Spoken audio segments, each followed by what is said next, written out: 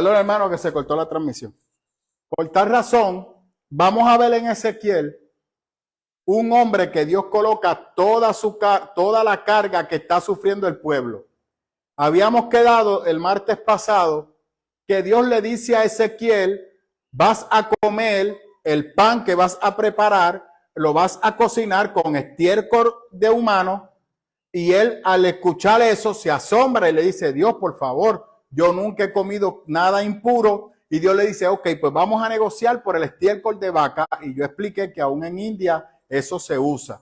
Ahora, Dios le añade algo más en el capítulo 4 y en el capítulo 3. Te vas a amarrar de una manera y te vas a colocar de una manera.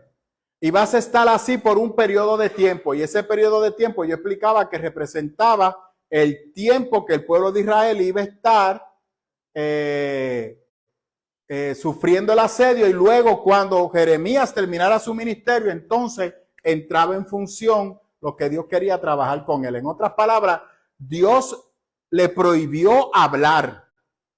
Y yo explicaba el martes pasado que cómo era posible que Dios le dice: habla, tú eres atalaya, y ahora se calla. Pues sepa usted que Ezequiel lo que hizo fue que se la ingenió sin hablar, mediante gestos, y se convirtió en un actor. Empezó a decirle a los vecinos lo que estaba ocurriendo en Jerusalén en tiempo real.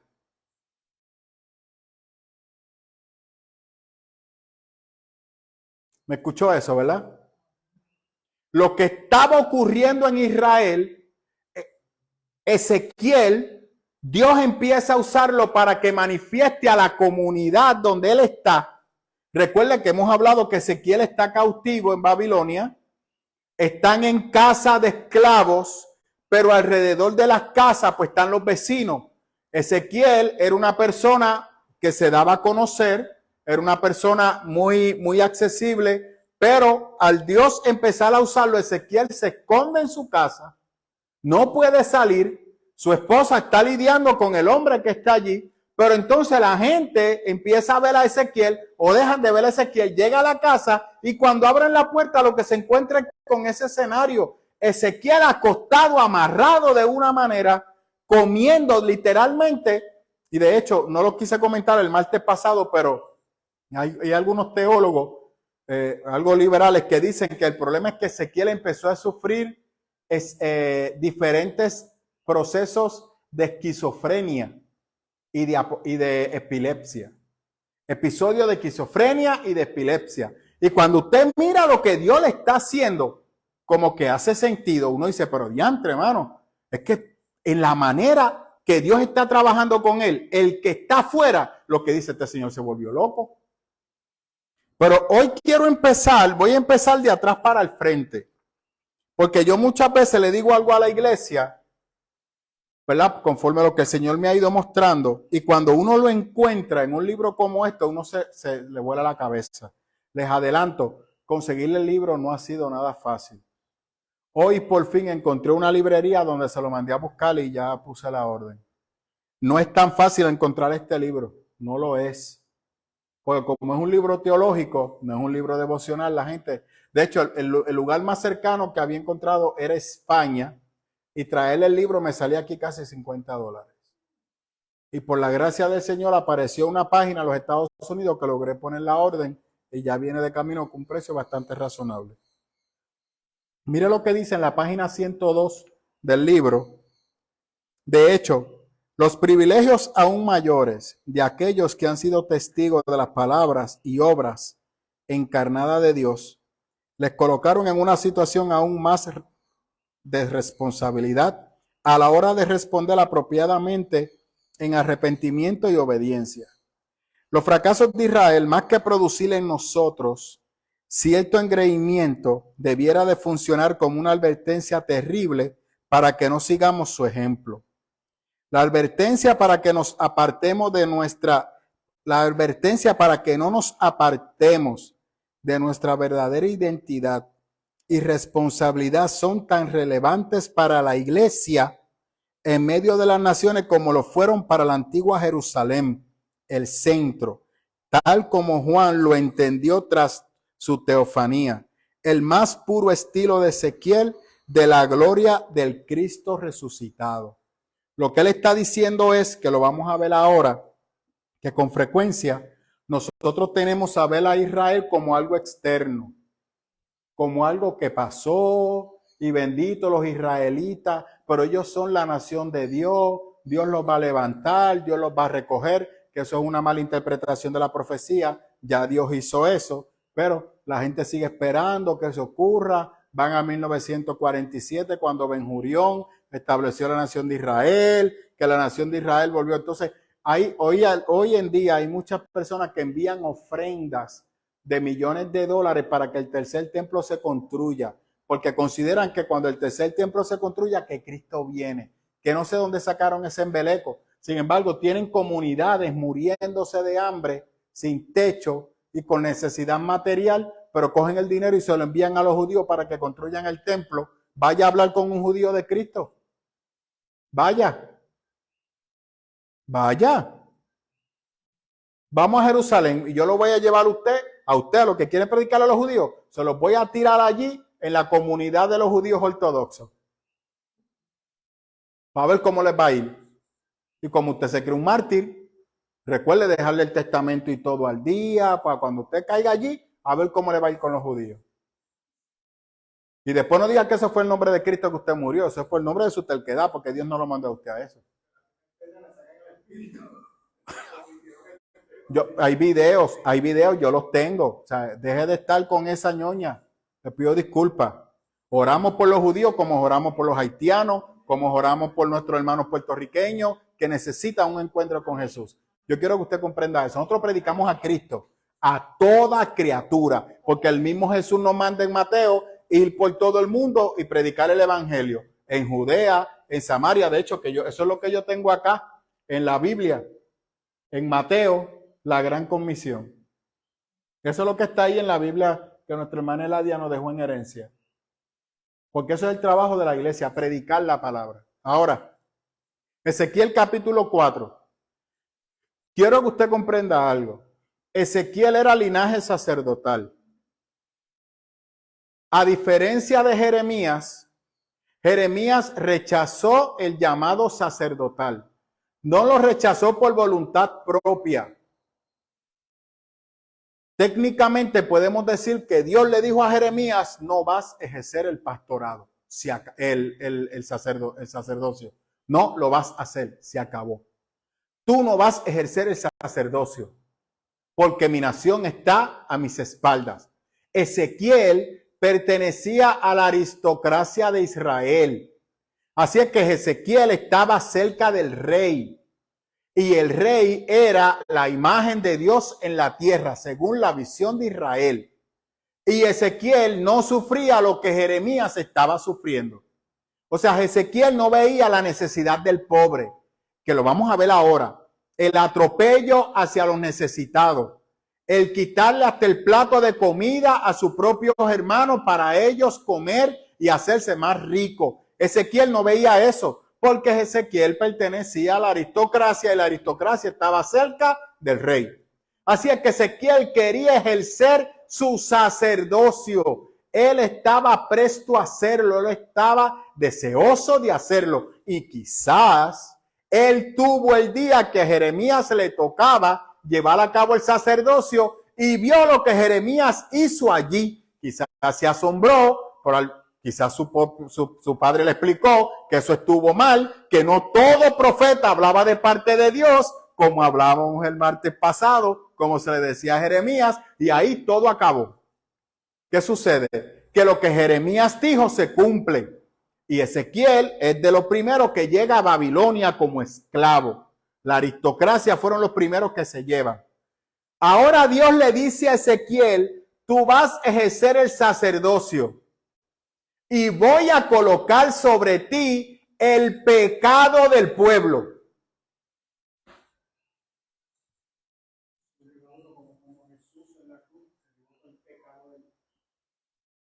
Oiga, y usted lo ve que a veces dice una cosa de impureza y de inmundicia, pero nos confunde porque a veces dice una cosa tan hermosa como la que acaba de decir, porque se me adelantó. Eso es lo mismo, no, estamos en el mismo espíritu. Eso es lo mismo que yo estoy con frecuencia explicando aquí, que en Getsemaní Dios colocó el pecado de la humanidad sobre Jesús. Y por eso es que Jesús llora sangre ante el estado de pánico que está experimentando. Y ahora Dios lo está haciendo en un hombre común y corriente, que si fuera poco, como yo les explicaba, es que Dios está brutal. Dios empieza desde el capítulo 1 haciéndole sentir a Ezequiel, tu mente limitada comprende o entiende que mi gloria está en Jerusalén, pero mi gloria está en toda la creación. Yo estoy contigo. Y ahora le está diciendo a este hombre que está esclavo en Babilonia, producto de que Dios le ha dado la espalda a Israel, y le ha dicho ahora a este hombre, tú que querías ser sacerdocio, no hay problema. Vas a ejercer tu sacerdocio a mi manera, pero en vez de colocar el pecado sobre un carnero, yo lo voy a colocar sobre ti. Con razón, usted puede decir que este hombre estaba en un estado de pánico y episodio de epilepsia. Y este hombre ahora en su casa empieza a experimentar, y si usted quiere entender de la magnitud de lo que yo estoy hablando, usted tiene que ir a Segunda de Reyes y Segunda de Crónicas. No lo voy a hacer porque entonces se nos hace más complicado. Porque entonces Babilonia asedia a Jerusalén. ¿Qué es asediar? Eso se explica. Es rodearlo, y al rodearlo no entra comida, no sale comida, no entra nadie, no sale nadie, y el que se acerque lo matan. Porque Jerusalén era amurallada.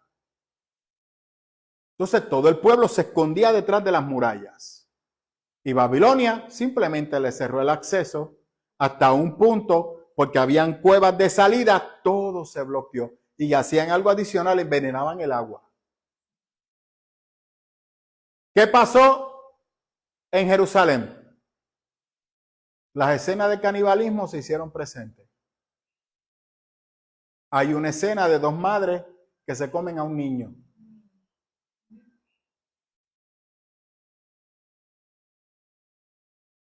La gente empieza a destruirse y a matarse mutuamente por el pan de comida. Para quitarte el pan, te matan. En Jerusalén. Y Ezequiel está sufriendo eso en carne propia. Y está proyectándolo para que todo el pueblo vea lo que su nación está sufriendo. En vivo.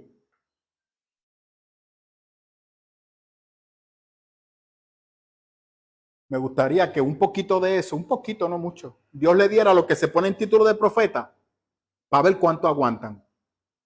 Y luego que entonces se pongan el título de profeta. Me gustaría eso, ¿verdad? Si Dios no lo va a hacer, porque Dios no es muñeco de nadie. Pero sería bueno que lo hiciera, ¿verdad? Hay otra parte que entonces Ezequiel empieza a hablar, que son relacionados a unas fechas, que está en el capítulo 4. En el 4 del 4 al 8. Elizabeth, ¿puede leerlo, por favor? 4 del 4 al 8. Sí. Dice, tú te acostarás sobre tu lado izquierdo Muchacho. y pondrás sobre él la maldad de la casa de Israel. El número de los días que duermas sobre él llevarás sobre ti la maldad de ellos. Yo te he dado los años de su maldad por el número de los días, 390 días, y así llevarás tú la maldad de la casa de Israel. Cumplidos estos, te acostarás por segunda vez ahora sobre tu lado derecho, y llevarás la maldad de la casa de Judá 40 días, día por año te lo he dado. Hacia el asedio de Jerusalén dirigirás tu rostro, y con tu brazo descubierto profetizarás contra ella. He puesto sobre ti ataduras, y no podrás darte vuelta de un lado a otro hasta que hayas cumplido los días de docencia. Mira lo que significan esas fechas. Sí, Marta, sí mismito. Por eso estoy diciendo, me gustaría que estas personas que se ponen título de profeta para cobrar más cuando van a predicar, que cojan un poquito de esto. Para que entonces cobren con gusto. Amén. No estoy siendo sarcástico. Yo quiero que usted me comprenda. Y a los que están viéndome, no estoy siendo sarcástico. Estoy siendo pragmático. Estamos, ¿verdad? Porque ya que queremos establecer esto como título y de autoridad, ¿por qué no se cogen un poquito de lo que Ezequiel está cogiendo aquí? Sin embargo, lo que vemos en la profecía es como vidente, como brujo, como Walter Mercado. Queremos que la gente venga a la iglesia para orarle y realmente es adivinándole que están a las personas. Pues te voy a profetizar, es adivinando. No, porque claramente en Samuel se habla de vidente. Usted es un ignorante si usted cita eso. Porque usted está citando el momento histórico de Israel, cuando para Israel los profetas eran videntes, igual que las naciones paganas. Y luego Dios le muestra que ellos no son videntes como las naciones paganas, sino que es la manera que Dios va a usar para hablarle al pueblo. Tenemos un problema. ¿Cuál es la manera que Dios le habla al pueblo hoy en el 2023? La Biblia. Entonces, ¿para qué necesitamos los profetas? Les pregunto. Si tenemos la Biblia, ¿qué se supone que esté leyendo y estudiando la iglesia? La palabra. No buscando quincallero para que le vengan a decir cuál es el futuro. El Señor reprenda al diablo. Es la Biblia. Usted tiene que meterle cuerpo y alma a la Biblia. ¿Difícil de entender? Bueno, yo he dicho que no es tan difícil si usted se deja educar y si tiene una comunidad de fe, que la palabra se estudia como Dios manda, con la responsabilidad que demanda. Cualquier persona que tenga un llamado pastoral sabe lo que conlleva estudiar la palabra. Pero lamentablemente estamos enfocados en eventos, en actividades y cosas, y los estudios bíblicos los hemos dejado a un lado. Esa sí es mi queja y mi crítica. ¿Y qué tenemos hoy en día? Una iglesia que desconoce el momento profético que vive porque no conoce la Biblia. Totalmente. Pero vamos a ver, porque la desinformación no nos exime de la responsabilidad delante de Dios, porque vamos ya mismito para allá. Yo espero que el tiempo me dé hoy, y le agradezco a José porque me entregó un poquito antes. Mire lo que el libro explica sobre lo que representan estas fechas. La tercera pregunta que se plantea es la siguiente. Los dos periodos en los que tuvo que estar de un lado y de otro, ¿eran consecutivos o concurrentes? O lo que es igual. Al llegar al día 391 se dio la vuelta y se tumbó sobre el otro lado derecho hasta el día 430. O sea, de forma consecutiva, que pasó un tiempo yaciendo primero sobre un lado y luego sobre el otro, coincidiendo con los últimos 40 días dentro de un total de 390. Es decir, que serían periodos concurrentes. Lo más normal sería pensar que fueron consecutivos. Sin embargo, la dificultad parece darnos cuenta que la siguiente gran visión profética de Ezequiel empezó 14 meses lunares. Más tarde, de acuerdo con la fecha que es precisa, cuando lleguemos al capítulo 8.1. En eso son menos de 430 días. Algunos eruditos sugieren que el periodo final de 40 días era concurrente. La cifra total que se da en el 4.9 es 390, aunque esto puede significar que la comida del asedio solo se iba a tener que comer durante los días que permaneciera sobre su lado izquierdo. Otros prefieren conservar la idea de dos periodos consecutivos y asumir que la visión siguiente, que va a ser en el capítulo 8, coincidió en los últimos días del ritual diario del asedio. Aunque no se puede dogmatizar, desde mi punto de vista, la teoría de los dos periodos concurrentes es mucho más probable, ya que resultaría raro y confundiría bastante el hecho de introducir otra nueva visión ante lo que representaría la representación dramática que duraba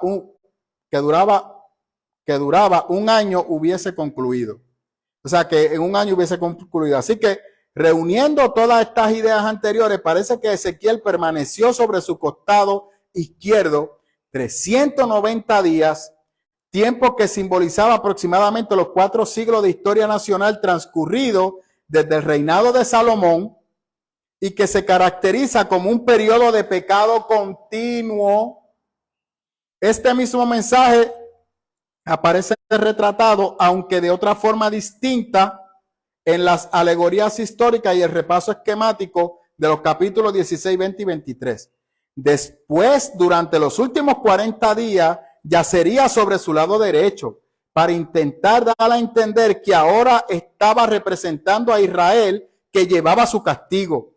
En este caso, a través de la experiencia del exilio de Judá, que duraría 40 años, cifra que equivale simbólicamente a una generación.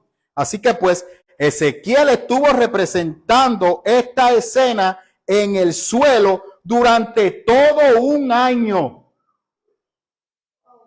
hasta que finalmente el mensaje no dejó lugar a dudas, si bien a ellos les seguía resultado inadmisible Jerusalén, porque fue otra cosa. En el capítulo 4 Dios le manda a hacer una maqueta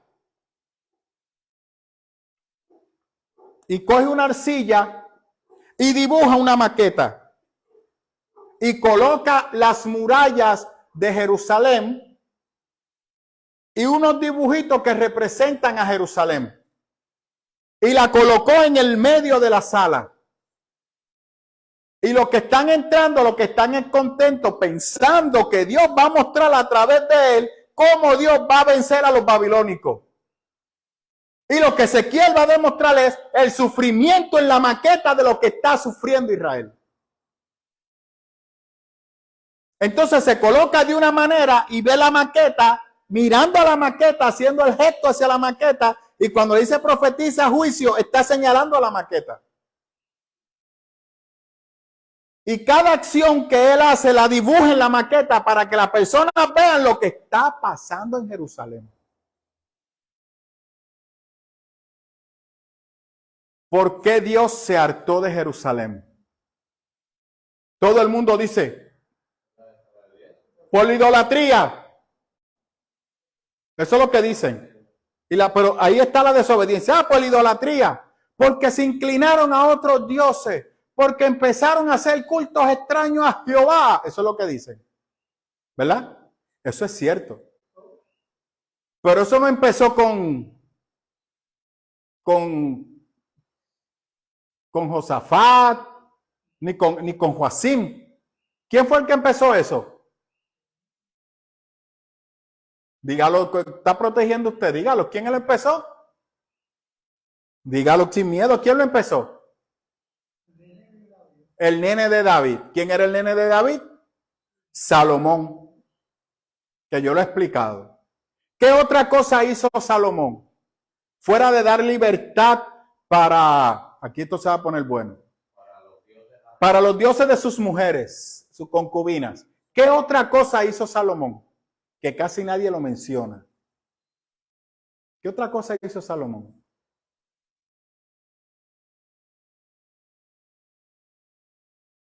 Explotó al pueblo cobrándole impuestos excesivos para mantener el templo.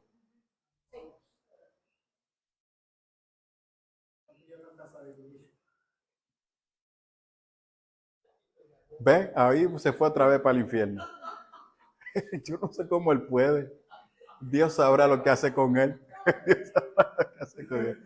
Le dije que hoy es informal, le pido disculpas. Y estamos en un ambiente de aprendizaje. Es como si fuera un salón de clase. Usted está en la universidad conmigo. Amén.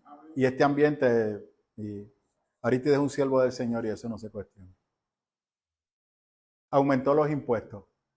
¿Para qué se usaba ese impuesto? Para los gastos de mantenimiento, ¿de qué? Del templo. Y el pueblo estaba agobiado.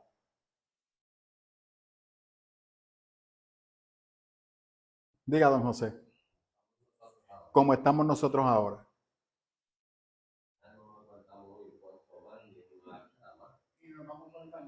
Pero por encima de eso, vamos por otro lado. Pero, y cuando las iglesias caen en esos juegos, vamos ahora a hablar de esto porque quiero aclarar algo. Aquí Dios está trabajando ¿con quién? Con su pueblo. ¿A quién Dios está castigando? A su pueblo. Y aquí la gente, y aún usted que me está mirando en sus iglesias, son muy buenos aplicándole esto al mundo. Esto no es para el mundo, esto es para la iglesia. Dios le está hablando a su pueblo. Dios le está hablando a su iglesia. Así que Dios puede castigar a la iglesia. ¿Qué le dice en Apocalipsis a las iglesias? El que tenga oído para oír, que oiga. Porque si no, yo te voy a dejar que tú sigas por ahí libre como tú deseas. Eso es lo que dice. ¿Qué dice el Señor? Iré contra ti. Aquí usted tiene el ejemplo de lo que representa cuando el Señor va en contra tuya. Porque el juicio pesado es para nosotros. Porque ya que el que no tiene a Cristo está condenado. Ya ese ya tiene su final determinado. Pero, como dijo el Señor, hay de aquel que comienza la obra y no la termina. Mejor hubiese sido que no la empezara. ¿Y cuando Cristo dijo eso? Cuando le está diciendo a la gente, ¿tú estás seguro que tú me quieres seguir? Y aquí pocas personas no leen el texto completo, pero ahí es que Cristo empieza a decir, porque nadie va a una guerra sabiendo que la va a perder. Porque si tú sabes que va contra un enemigo que es más fuerte que tú no te avanzas a la guerra, tú envías cartas de paz y tratas de llegar a un acuerdo para tú sobrevivir.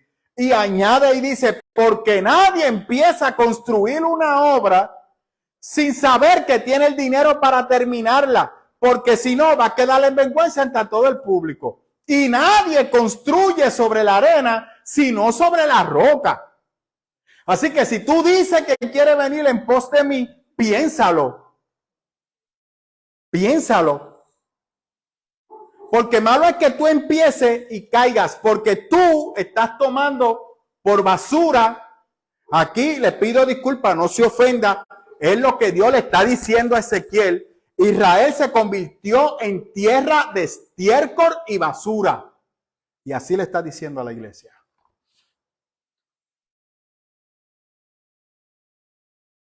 Se acabaron los amenes. Ahí se fueron 15 de los que estaban conectados. ¡Wupa! Me quedo con los profetas y con los salmistas. A danzar en el espíritu. Aproveche que usted esté aquí porque cuando Cristo venga vamos a ver dónde usted va a danzar. Y le pido perdón. Usted sabe que a mí no me gusta predicar así. Ustedes lo saben. Mi predicación es más abierta. Ven a Cristo porque Cristo es amor. Y Cristo es amor. Pero si usted se pone a tratar de manipular a Jesús, no voy a decir que es fuego consumidor, pero él es dueño del ejército celestial y con él no se juega. No, pero pastor, eso es lo que le está diciendo a las iglesias de Apocalipsis. Le dice a Éfeso. Y después sigue por ahí para abajo. A todas las iglesias se lo dice. Tú estás desenfocada. Has perdido tu norte. ¿Qué significa? Que Dios está presente en las iglesias. Dios no necesita que nosotros le enviemos una cartita al cielo para decirle, mira papá, esto aquí está malo. Él lo sabe. Pues el Espíritu Santo está presente en sus comunidades de fe. Perdón, el Espíritu Santo está donde tú estás y donde yo estoy. Ya él nadie lo engaña. Amén. Así que, diga. Así que tenemos a Ezequiel que está en el piso proyectando lo que está representando todo este evento. Y para hacerlo más terrible, no puede hablar. Y el capítulo 4 termina que al año de haber estado en el piso arrastrado,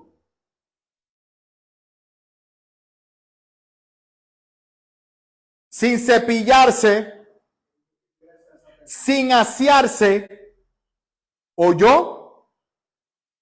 Sin asearse, amarrado. A tomates no huele. Haciéndose sus necesidades encima. Estamos claros, ¿verdad? Estamos claros. De la misma manera que Israel, cuando estaban asediados. La escena no es nada alegre. Es una escena patética. Porque eso es lo que Israel está sufriendo. Yo me pregunto, ¿no será lo que las iglesias estamos sufriendo hoy? Y estamos tratando de disimularlo con música y luces espeluznantes. Pregunto. Y aún así no se compara. Gracias, Marta. Tienes razón, Marta, no se compara. El sufrimiento de un pueblo que Dios le dijo no más. Pero ¿por cuántos años Israel maltrató al débil y al pobre? Y vamos a ver que Ezequiel dice, tú que descuidaste a la oveja, cuando le habla al rey, a la perniquebrada, la dejaste abandonada, la cogiste, te la robaste, la explotaste. ¿De quién está hablando? Del pueblo. La nación que debía de ser, que de hecho en el capítulo 5, la nación que había sido colocada. Mire, cuando usted mira el mapa y lo que Dios, mire qué cosa brutal, aguántese. Cuando Dios le entregó la tierra a Abraham, que fue a quien Dios le hizo la promesa primaria, fue a Abraham, que le entregó todo aquel territorio. Cuando usted mira el mapa, ¿sabe usted lo que transcurría por el medio de Jerusalén? Había un camino que unía la Europa del norte con la Europa del sur que transcurría por Jerusalén. Todos los mercaderes tenían que terminar pasando por Jerusalén. En otras palabras, Jerusalén tenía el acceso para ser un ejemplo para todas las naciones que a su vez le permitiera dar testimonio del único y verdadero Dios a un mundo que no conocía a Dios.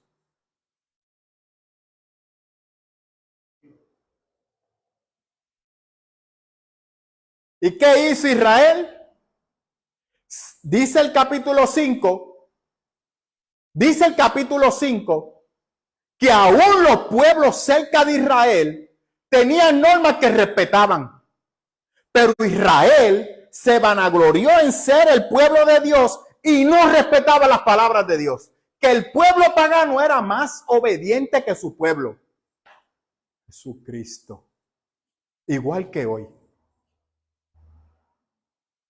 ¿Qué es lo que dicen algunos cristianos? No, yo respeto la ley del cielo, no la ley terrenal. Hacen lo que le da la gana y después viene el gobierno y le cierra la iglesia. Es un ataque del diablo, ¿no? El diablo eres tú, desobediente. Porque la iglesia es una iglesia de ley y orden. Sí, hay leyes que moralmente no estamos de acuerdo, como el aborto. Como lamentablemente las leyes que se han aprobado ahora a favor de la pareja del mismo sexo. La iglesia no apoya eso. Porque la Biblia nos da un orden y una estructura. Y la iglesia lo sigue. Pero la iglesia no apoya el atropello a los pobres. La iglesia no apoya, por ejemplo, la desinformación. Ahora mismo, ¿cuántas personas se alinearon con que la gente no se vacunara? ¿Cuántas personas murieron porque le orientaron que no se vacunara? Pastor, pero aún la gente que se vacunó murió. Sí, pero eso por lo menos se hizo el intento de que se vacunaran. Y quizás murieron por otra cosa que producto de la enfermedad se le complicó. Porque la vacuna no era que no te iba a enfermar, era para minimizar el impacto y que tu vida no cayera en riesgo. Ese es otro tema. Pero aquellos que murieron sin vacuna, cuando habían pueblos como Haití muriéndose del hambre, que la vacuna no llegó por una situación y crisis económica, como ocurría en el sur de África, que la gente estaba pidiéndole a la ONU que por favor le enviaran vacunas, porque allí la gente se estaba muriendo por falta de vacuna. La India, una cosa horrible, los cadáveres, y nosotros aquí despreciando la vacuna porque el gobierno nos iba a controlar, y esa era la marca de la bestia, la desinformación y la ignorancia por no conocer el texto bíblico. Que Bill Gates era la mente maestra detrás de todo eso, ignorantes al fin, porque ese hombre, a usted le guste o no, hace un trabajo igualmente que la iglesia. Si usted viera los proyectos sociales que ese hombre tiene en África, en Sudán, y las persecuciones que sufren de los islámicos cuando él está tratando de ayudar a esas comunidades, lo mismo que sufre la iglesia.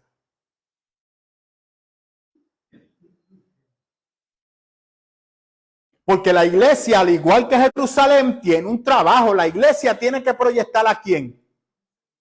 ¿Y qué yo he dicho que es la función de la iglesia? La iglesia es una extensión de Jesús. Nosotros representamos a Jesús en la tierra. Nosotros somos los que tenemos la responsabilidad de decirle al mundo, Dios te ama, no solamente con palabras, sino con hechos, con testimonio, con ejemplo. Exactamente lo que hacemos hoy en día. La iglesia está tibia. Y por eso yo digo que está muy contento y clamando que Dios viene, pero tú realmente estás preparado para el encuentro con Dios. Porque le voy a decir algo. ¿Usted está listo? Usted que me está mirando. Ezequiel es el Apocalipsis de Jerusalén.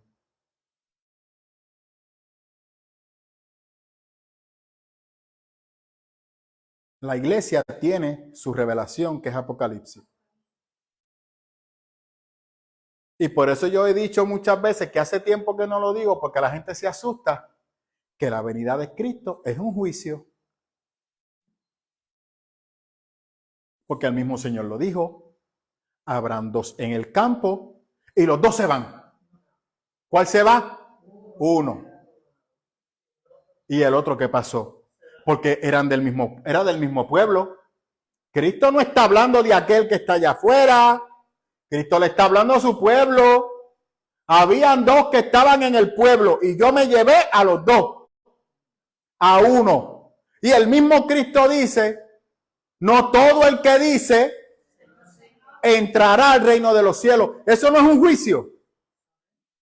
¿Y quién está llevando a cabo el juicio?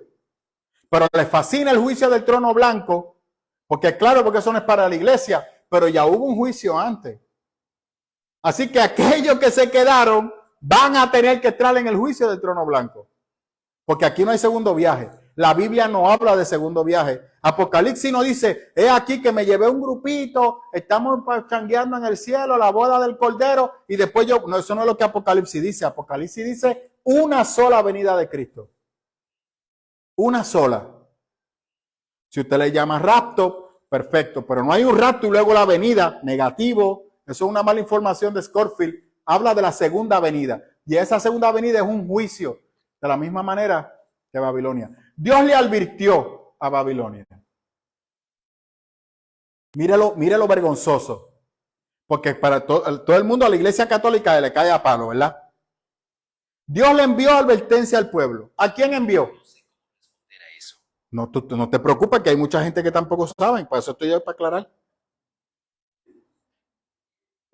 Envió a los profetas y mataban a los profetas. Amén. Envió a Jeremías y trataron a Jeremías de loco. Jeremías le dice a los escribas, tú que eres maestro de la ley y no conoces la Biblia, no conoces el libro, no conoces los textos, ¿cómo te explicas? ¿Qué tú enseñas? Ah, porque la gente no quiere estudiar eso, hay que enseñarle algo light. Con los sacrificios más que suficiente. Interesante. Viene Babilonia, prepárense, y los profetas, tú eres loco, Babilonia no puede venir a Jerusalén, porque Jerusalén es la ciudad donde habita la presencia de Dios, y aquí está el pueblo escogido de Dios, y Dios a su pueblo no lo va a castigar. ¿Estamos listos? Porque tú eres hijo de un rey, tú eres sacerdocio, tú eres linaje escogido, santo, Dios te quiere prosperar. Dios te quiere bendecir. Dios no te quiere en miseria ni en pobreza. Dios te ama. Dios no te va a poner a ti en sufrimiento ni en dolor.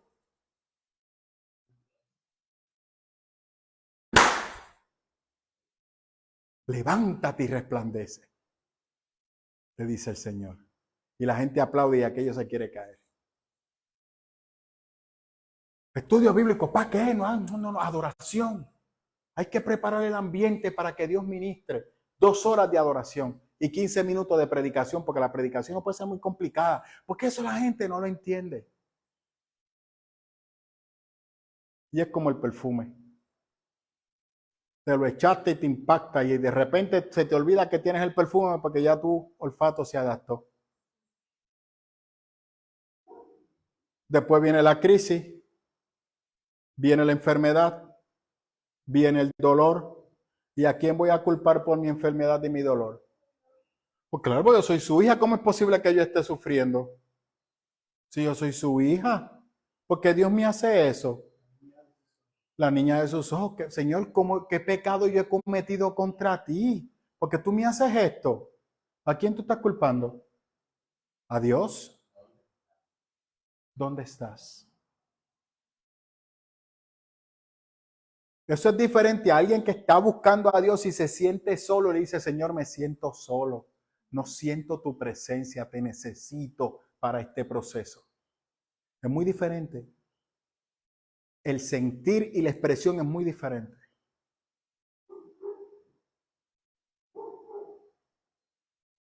Y la iglesia, porque por si acaso usted piensa que Ezequiel se desconecta, vamos a seguir atando cabos. La iglesia, tú eres como la sal, le dice el Señor. No es para que sazone. Cuando la sal pierde su función, es insípida. No sirve para nada, lo que significa. ¿Y qué se hace con la sal? Se tira en el camino. Se bota. ¿Qué pasa por el camino? Las carretas, los caballos, los animales y las personas. Eres pisoteado. Porque tú no sirves para nada.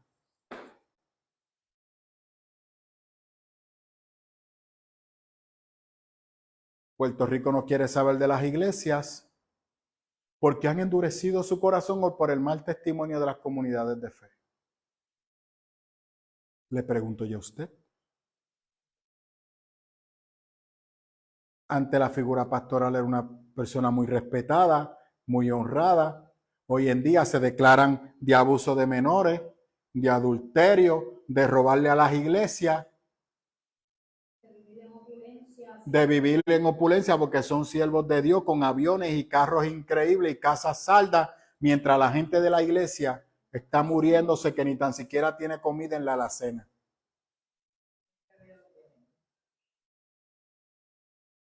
Y pensamos que la iglesia es un negocio. Montamos una iglesia porque es un kiosquito, le ponemos un sign que la gente venga. Los diezmos y las ofrendas. Y el mismo pastor la administra los diezmos y las ofrendas. Y hay de aquel que cuestione al pastor. Se toman unas autoridades que la Biblia en ningún lugar se la ha dado. Es bíblico lo que yo estoy diciendo. Cristo advirtió sobre eso. Pero te estoy comparando a ti que me estás mirando lo que Ezequiel tuvo que enfrentar, lo que Jeremías tuvo que enfrentar y lo que Dios hizo con Jerusalén. Lo que te estoy diciendo es que lo que viene para la iglesia es que se va a enfrentar con Dios. Cara a cara. ¿Usted está listo para eso? Esto es serio, esto no es vacilón. Le pido disculpas. Si usted tiene miedo, pues mire, le pido perdón. Significa que hay algo de esperanza en ti. Si ya usted colgó la comunicación y se fue, pues lo lamento. Pero eso es lo que Ezequiel 4 y 5 está diciendo. Dios va contra ti. Cuando pase el tiempo que Ezequiel habla, ¿sabe cuáles fueron las primeras palabras que Ezequiel dijo? Así dice el Señor.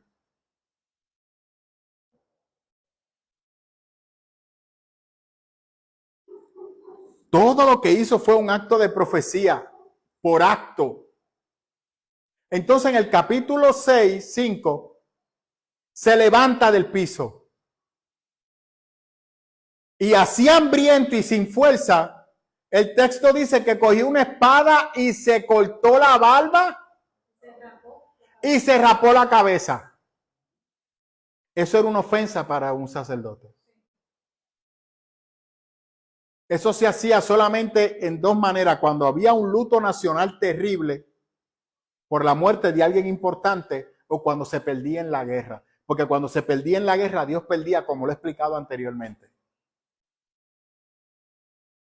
Y él coloca, y Dios le dice, ahora toma tu pelo y con la arcilla media esbaratada, empieza a poner los moñitos de pelo en un lado en el otro. Y eso lo que representa es la manera que la nación está siendo destruida y desquebrajada. Y al final queda un poquito de pelo y la gente está pensando que ese es el remanente fiel.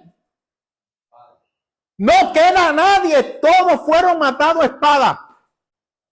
Y por si usted tiene duda, aquellos tipos que, y le pido disculpas, aquí no voy a pedir perdón el domingo, estos necios que le dicen a Jeremías, el profeta llorón, pues claro, porque usted no está sufriendo lo que Jeremías sufrió.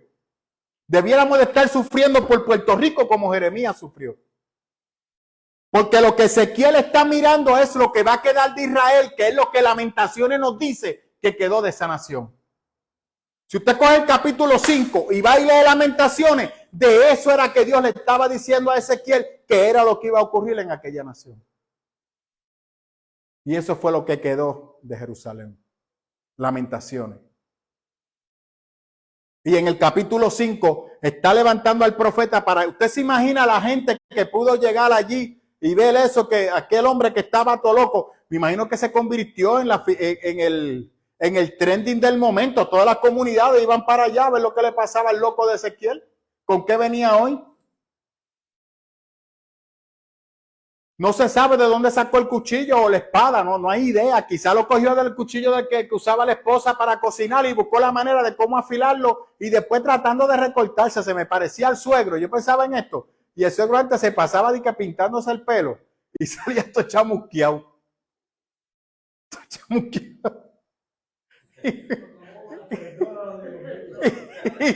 Entonces esto está aquí tinteado. Usted sabe que es verdad, yo no estoy mintiendo. Las orejas acá, todas tinteadas, el tinte por aquí, todo regado. Y Ron lo veía y decía, pero papi, yo te lo paso. No, yo te lo hago yo. Eso es fácil, eso es fácil. ¿Qué para que usted se ría? ¿Usted se imagina a Ezequiel? Que quizás, porque no solamente fue la cabeza, fue la barba. Todo. Israel estaba de luto. Israel estaba en sufrimiento. Uno a los otros. Carnivalismo. Mira la depravación del Estado nacional, de la nación que tenía que ser proyectada ante el mundo como la ciudad de Dios. Esto es difícil de digerir.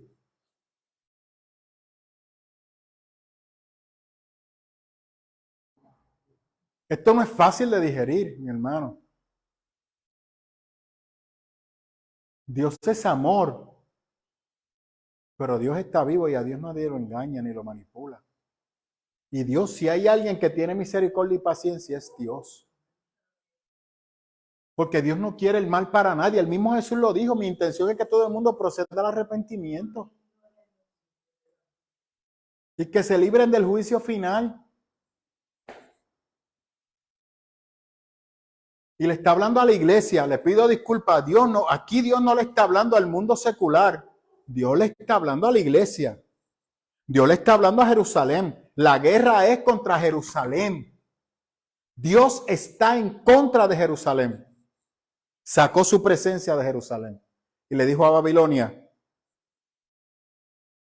haz con ello como tú desees. ¿Usted está listo?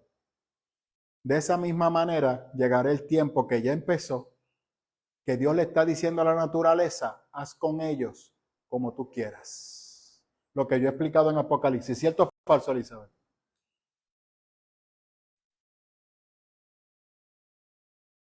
Porque eso es lo que representan los sellos. Dios le dice a la naturaleza, te toca a ti ahora. Vamos. Todo el daño que te han hecho, pásale factura. Y ya empezó. Y eso empezó. Pero estoy diciendo, Cristo está más cerca de lo que usted y yo nos imaginamos. Puede ser que sea en nuestra generación, pues yo no sé cuándo Él vendrá, pero ya esto empezó y esto no va para atrás. El ser humano no va a reconstruir. Se llenaban de orgullo de que habían restablecido la capa de ozono, que habían logrado lograr la capa de ozono, que es cierto, y la capa de ozono ahora está peor. Y ahora entonces queremos establecer colonias en Marte, a ver cómo nos va. Los polos se están derritiendo y el calentamiento global está fuera de control.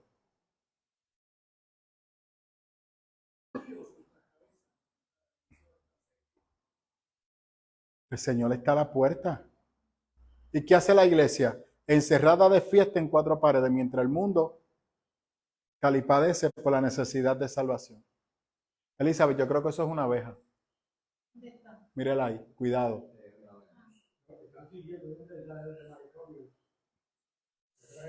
Sí, porque estoy en guerra con las abejas. Cuidado, Elizabeth. Esté pendiente. ¿Qué hora es? Ay, Dios mío, ya es hora. Diga, Aristide.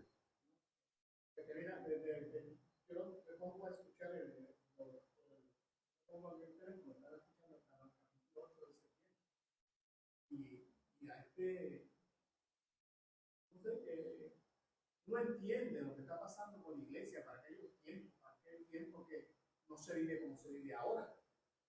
Hay mucho la diferencia. Dios hablaba directamente con el pastor, o con el profeta. Dios hablaba directamente con el profeta. Vemos que ellos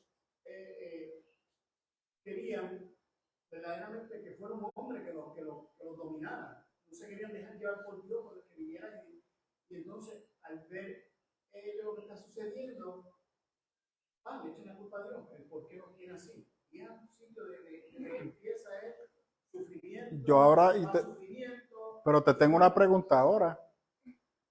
No, dígale usted. No, era un comentario. Él le hablaba al pueblo a través de los profetas y le iba diciendo, pero a nosotros nos ha dado toda la palabra. Eso voy ahora. ¿Y qué hacemos nosotros? Lo mismo. Que nos hable el pastor. Hay comunidades de fe que el pastor es casi Dios. Y donde el pastor pisa, besan el piso.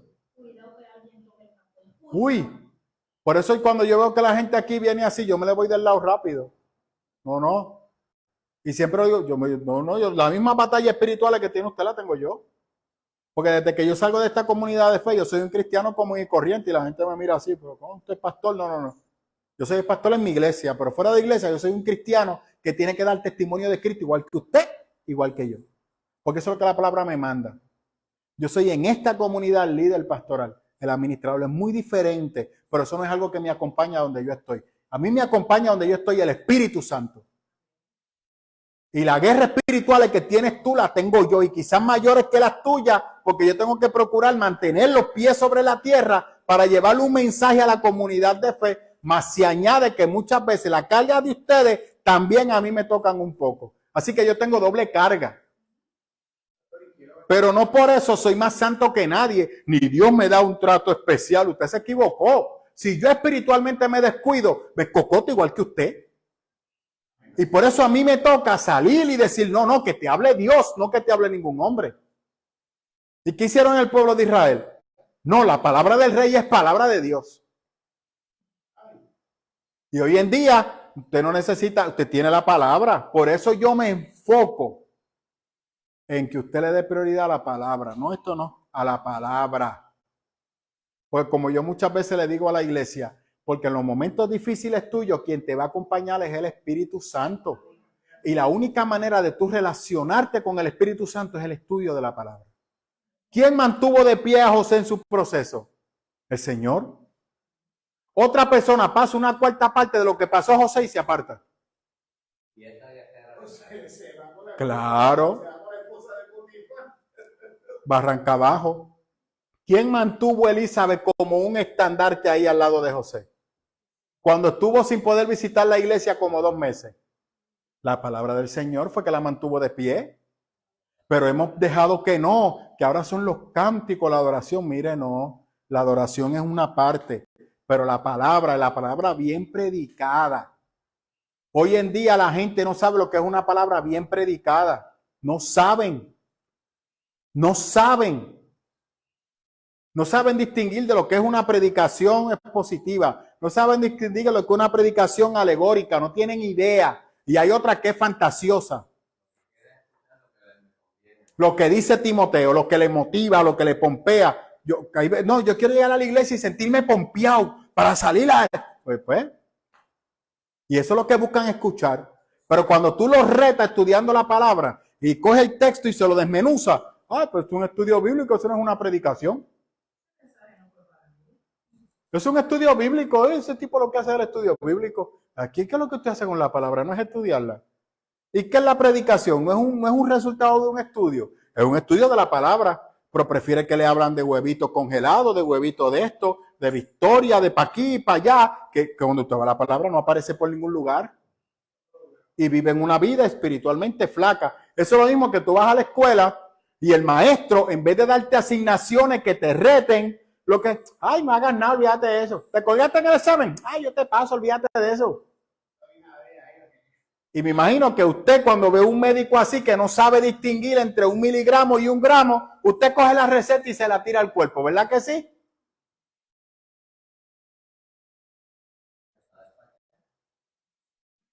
Exacto. Ya la despacharon, vamos.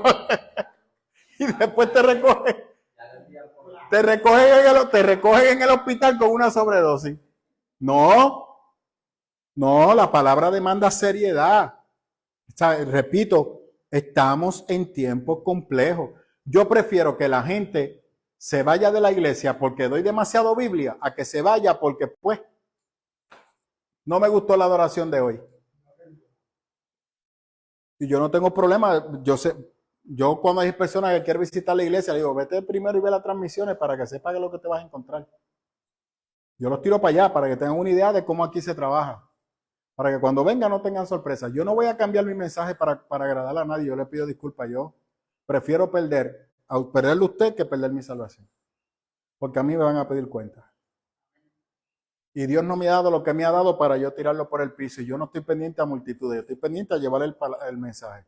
Y sí, vamos a predicar, vamos a impactar vida y lo vamos a hacer de una manera estratégica. Y Dios va a usar esta iglesia de una manera sobrenatural para restablecer vida. Pero va a ser personas cimentadas en la palabra. Esta iglesia se mantuvo de pie a María. Esta iglesia se mantuvo de pie a la pandemia, a los terremotos y al terremoto interno que nos hicieron pasar por voluntad de hombre. A todo eso, y la iglesia lo que ha hecho es que ha crecido físicamente y espiritualmente. Yo no voy a cambiar la fórmula, le pido perdón. No la voy a cambiar. Y cuando yo veo la victoria de José, cuando veo la victoria de Elizabeth, cuando veo la victoria de Marta, que Dios ha roto unas cadenas sobrenaturales en ella, y ella sabe de qué yo estoy hablando, a la Mari, a mi esposa Rose, eso es la palabra, mi hermano, a Marilyn, Lucián, gracias, don Meco. Y Lucián es una persona que ama la palabra de una manera brutal. Cuando yo veo esa familia, como Dios está trabajando con ella y restableciéndola, y lo que falta de esa familia, óigame, eso es la palabra del Señor, mediante su Espíritu Santo. Doña Lucy, que pasó el proceso de la pérdida de su esposo. Y usted ve cómo Dios está trabajando con ella y cómo también aman la palabra del Señor. Doña Lucy no está aquí los martes porque hay que ver cómo uno la busca, porque Lucián no puede buscarla. Pero si fuera por ella, estuviera aquí. ¿Me siguen? Esa es la palabra. Eso es lo que hace la palabra. Y si Israel hubiese hecho caso a esa palabra, hoy tuviésemos una nación de Israel fundamentada donde Cristo hubiese llegado a reinar. Pero sin embargo, Cristo, ¿qué tuvo que hacer? Quitarle la responsabilidad a Israel y decir, ya tú no puedes, Israel. Tengo que hacer yo. Me toca a mí. O sea, no me malinterprete, yo ni me burlo de los judíos, ni desprecio a los judíos. Para mí los judíos son alma de salvación, como muy bien dijo Pablo en el capítulo 11. No te metas a estar hablando de la vid. Porque si Dios cortó a la vid, Ezequiel, ¿qué será ustedes que son ramas injertadas? Así que bájate de la nube donde te has puesto, Quítate el título de profeta, quítate el título de superapóstol, quítate el título de salmista y ven bajito. Bajito, porque Dios no brega con los altivos ni con la prepotencia. Yo pensaba que usted iba a danzar en el espíritu ahí. Me voy, mi hermano. Llevo 1 hora y pico ya hablando. Nos vamos, pónganse de pie. Gloria a Dios.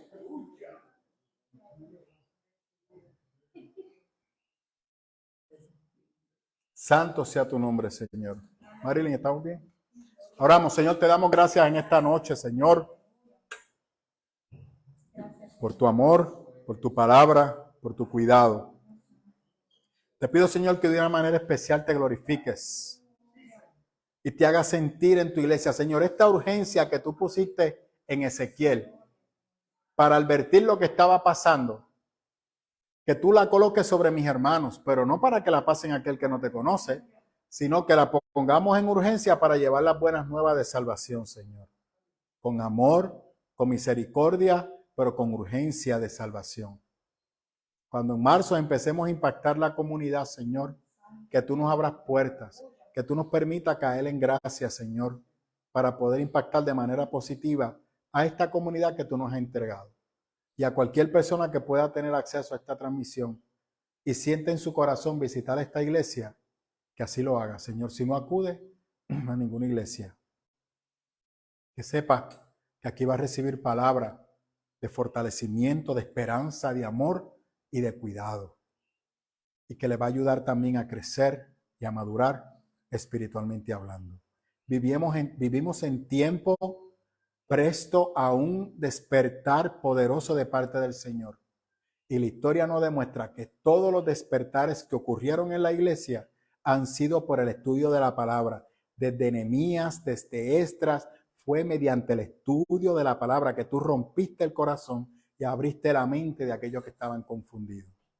Así que yo te pido, Señor, que esta iglesia pueda ser un estandarte y un ejemplo, Señor, de ese despertar. Y que esta comunidad de Bajura sepa que aquí hay una comunidad que lo que desea es bendecirle, no invadirle, sino bendecirle. La gloria y la honra es tuya, Señor, mi Dios. Y ahora nos vamos de este lugar, pero definitivamente no de tu presencia. Te pido que por favor nos lleves con bien a nuestro destino. Guárdanos de cualquier accidente automotriz y que mañana y que el jueves podamos regresar nuevamente en ayuno y oración aquí a seguir orando por esta comunidad, por los proyectos que tenemos para impactar esta comunidad, Señor, y por las cosas hermosas que tú estás haciendo, Señor, en nuestra iglesia. La gloria y la honra es tuya. Iglesia, nos vamos en paz. Dios les bendiga. Libre, victorioso. Es el pueblo de Cristo el